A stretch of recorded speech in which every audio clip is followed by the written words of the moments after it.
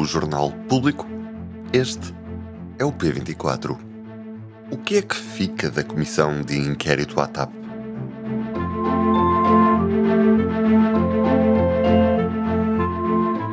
I'm, in this story, a scapegoat under a political battle. Eu não menti ao país, nunca me tinham perguntado, portanto eu não posso ter mentido sobre uma reunião ou omitido uma reunião que não me foi perguntado nada sobre essa reunião. A decisão de demissão foi minha e pronto, e quando eu decido demitir-me, ponto final.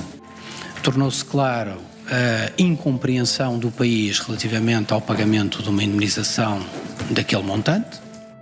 Terminaram na última sexta-feira as audições da Comissão Parlamentar de Inquérito à TAP.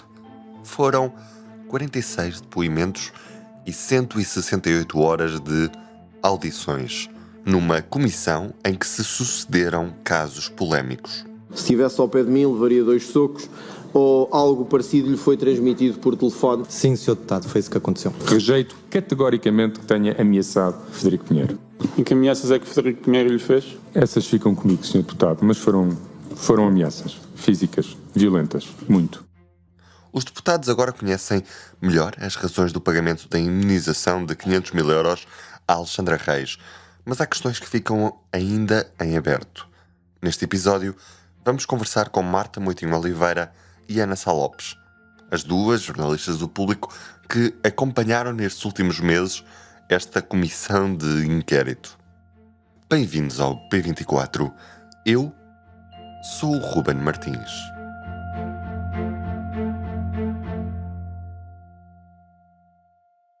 Marta, começo por ti e começo por te pedir para fazer uma espécie de estado da arte desta Comissão Parlamentar de Inquérito à gestão política da TAP, que no início começou por ser idealizada para uma coisa e na realidade foram-se sucedendo quase como uma matriosca, casos em cima de casos e resultou numa comissão bem diferente daquela que podíamos antever. É isso. Bem, a comissão começa com o caso Alexandra Reis, da indemnização, polémica indemnização, mas na verdade, quando ela é aprovada no Parlamento, o texto que a aprova já fala sobre a gestão política, o controle da gestão política da TAP. O que se percebeu na altura era que isto alargava logo um bocado o âmbito da investigação que os deputados iam fazer. Ainda assim, ninguém imaginava que o âmbito ia ser tão alargado. Pronto. O que depois aconteceu foi que, durante o período das audições, que começou no final de março, houve audições que acabaram por gerar factos novos que deram origem a outras histórias e na verdade, o que se passava dentro de uma sala, que era a sala 6 no Parlamento, acabava por ser uma espécie de um polvo que se espalhava por vários ministérios, para outros ministros e acabava por afetar outras individualidades. Dali nasceu a história das notas. Das notas, por causa das notas do computador de Frederico Pinheiro, por causa da reunião secreta que tinha havido também com o PS. Dali nasceu a história das pressões para alterar o voo do Presidente da República, com aquela frase infeliz, como o próprio classificou, de Hugo Mendes a dizer à CEO que o Presidente da República era um aliado e, portanto, não se podia perturbar o Presidente da República. Dali nasceu também a informação que passou um bocadinho mais despercebida, porque isto acabou por ter uma dimensão política maior, de que houve casos anteriores de outros administradores que já saíram há mais anos da TAP, que também levaram indenizações e que estão a ser avaliados.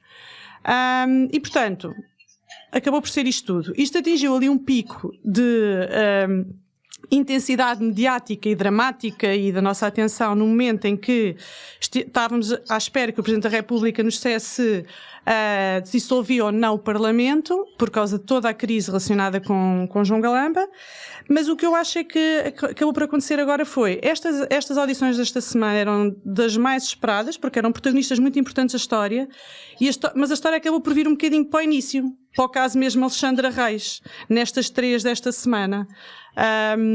Acho que é mais ou menos isto, assim. É um gráfico assim com uma lomba no meio, eu acho. Sim. E Ana, apesar deste gráfico com uma lomba, como a Marta disse, em que houve ali um período de alta intensidade política em que inclusive se temia que houvesse um confronto direto entre António Costa e o Presidente da República, Marcelo Rebelo de Sousa, que pudesse resultar, por exemplo, na dissolução da Assembleia da República, o que acabou por acontecer foi que na sondagem desta última semana para o Expresso, vemos que o Partido Socialista pouco afetado está em relação a esta CPI.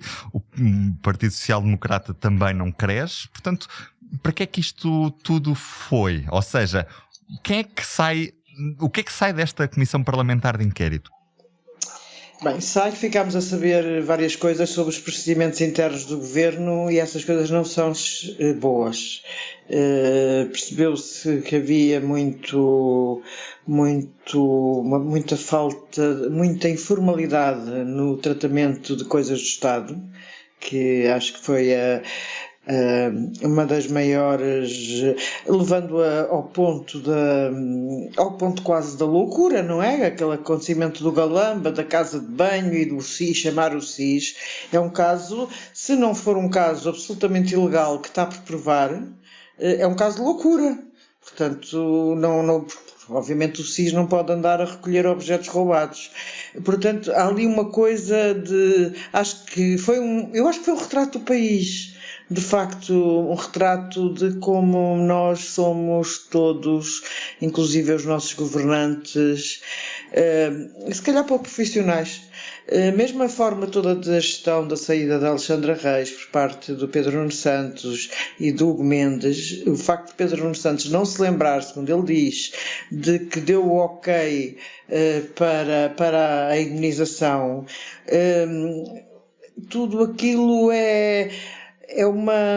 demonstra que a nossa coisa pública é governada um bocado com traços bastante infantis. Como não acredito que isto sejam casos isolados, porque não podem ser.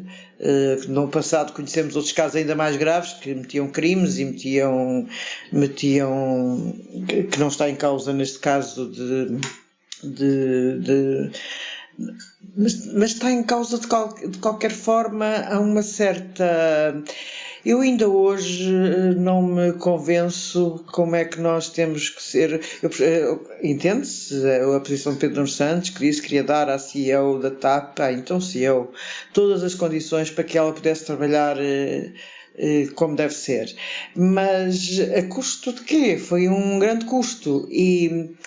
E pronto, e acho que todos nós somos obrigados a trabalhar às vezes com quem não gostamos e aprendemos. E porquê é que isto não é aceitável numa empresa pública? As pessoas terem que aprender a trabalhar mesmo com pessoas com quem não gostam. Eu acho isso muito complicado.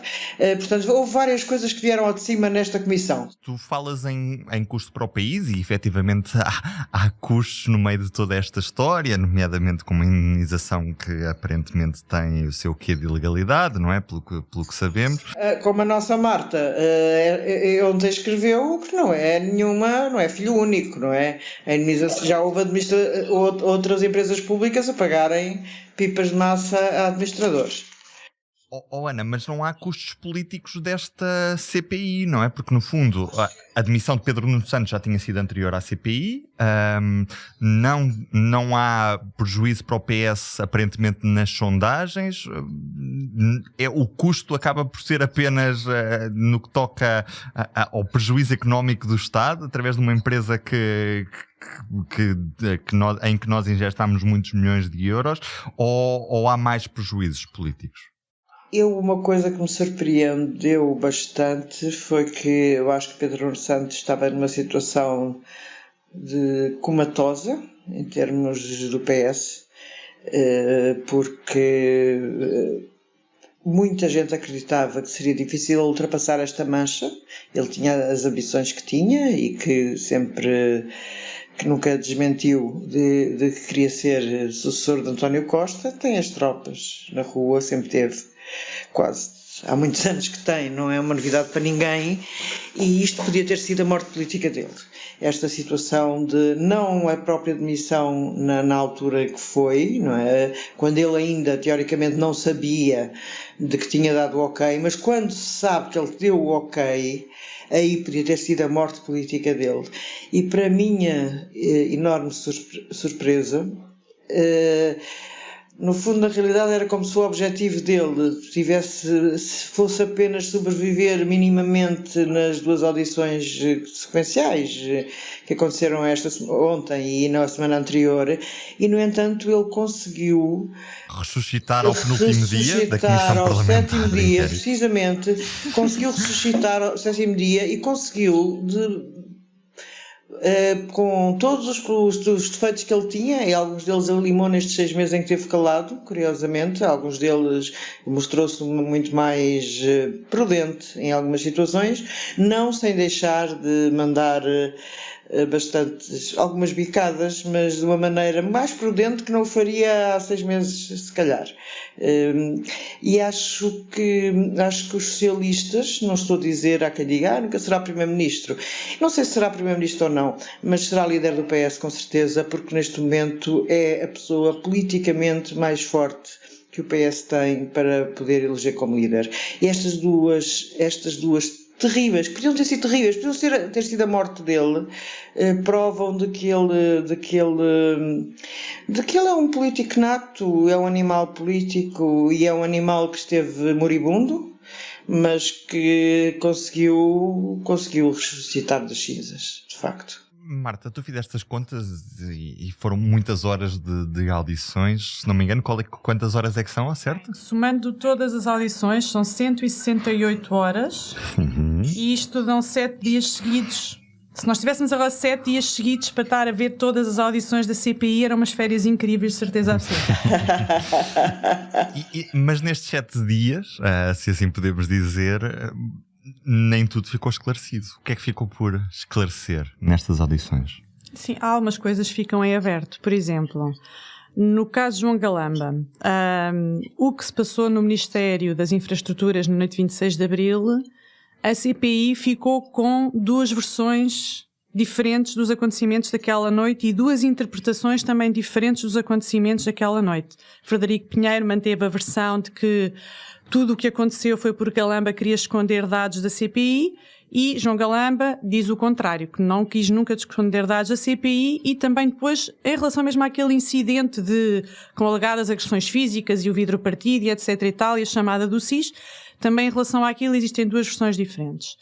Depois, em relação, por exemplo, o próprio Pedro Nuno Santos, ontem, quando lhe perguntavam sobre o momento em que ele tinha dado a aprovação, que segundo se soube na altura, teria sido por WhatsApp com um ok. Ele diz que não se lembra. E toda a gente acha muito estranho como é que alguém não se lembra de dar uma aprovação sobre uma coisa destas, não é? Que não é de sumenos importância. Portanto, há aqui... Hoje, Medina, por exemplo, também não quis dizer, ou não soube dizer, ou como é que ele chega ao nome Alexandra Reis para secretária de Estado do Tesouro. Ele diz, é uma escolha pessoal minha, assume aquilo como sendo dele, diz, ela vinha da nave, portanto eu não lhe perguntei nada, porque ela vinha da nave, não vinha da TAP, mas disse que foi uma escolha pessoal, mas não disse quem é que lhe indicou Alexandra Reis, não meteu mais ninguém ao barulho, digamos assim. Depois, há aqui outras coisas que ficam por esclarecer para a frente, e que eu acho que são inúmeras notícias que podem vir, mesmo quando o trabalho da CPI terminar completamente, porque ele ainda não terminou completamente. Nós tivemos agora a fase das audições, mas agora a seguir vai ser feito um relatório. Também vai ser interessante seguir a parte do relatório, porque o relatório tem que ser aprovado na CPI. O PS tem maioria, portanto, o relatório que dali sair é o relatório que o PS quiser, mas obviamente os partidos da oposição vão tentar influenciar com propostas de alteração às conclusões do relatório, as conclusões que dali sairão, porque aquilo também vai ser um documento histórico sobre o que é que fica para a memória futura sobre o que foi este acontecimento. Há uma série de coisas que ainda vão ter desenvolvimentos mais para a frente e que nasceram agora destas audições da CPI, e eu elenquei já 8 que me estive a lembrar hoje, de coisas que ficam por saber. Por exemplo, Não sabemos se o Tribunal de Contas vai ou não condenar a ex-CEO da TAP e o ex-chairman, Manuel Beja,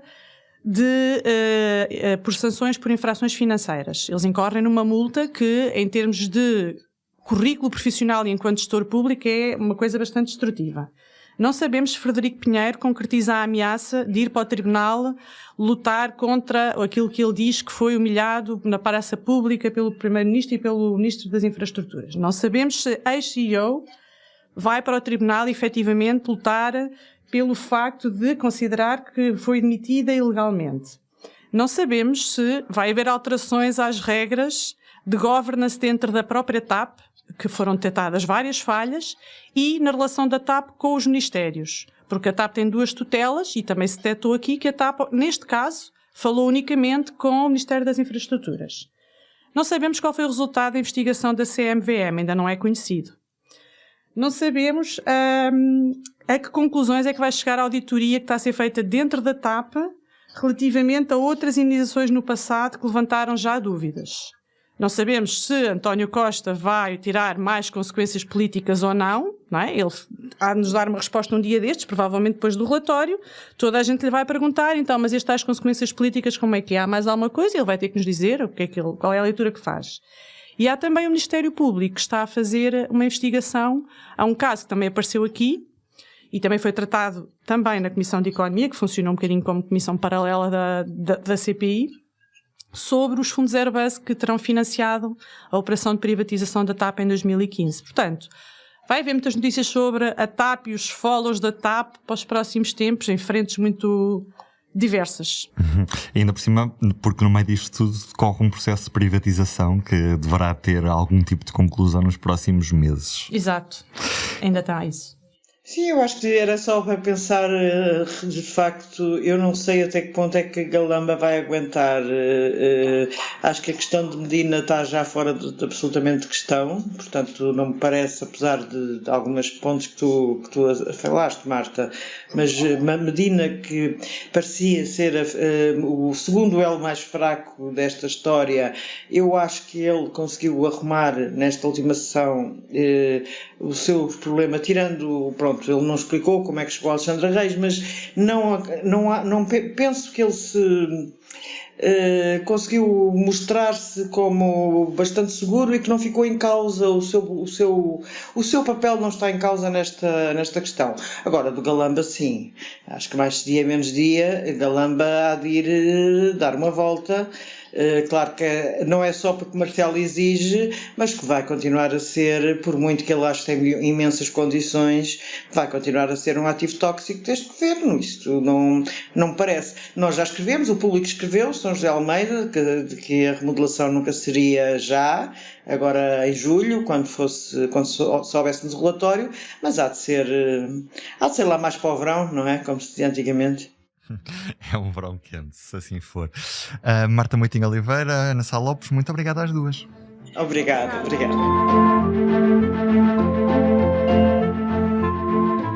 Esta segunda-feira começam os exames nacionais do ensino secundário.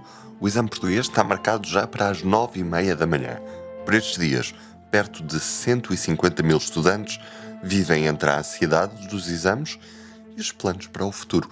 A jornalista Cristiana Faria Moreira falou com alguns deles. Leia a reportagem completa no site do Público. Este episódio foi conduzido por mim, Ruben Martins. A edição foi da Inês Rocha. A música do genérico é da Ana Marques Maia. Marta Moitinho Oliveira e Ana Sá Lopes, as convidadas do dia. Tenham uma boa semana.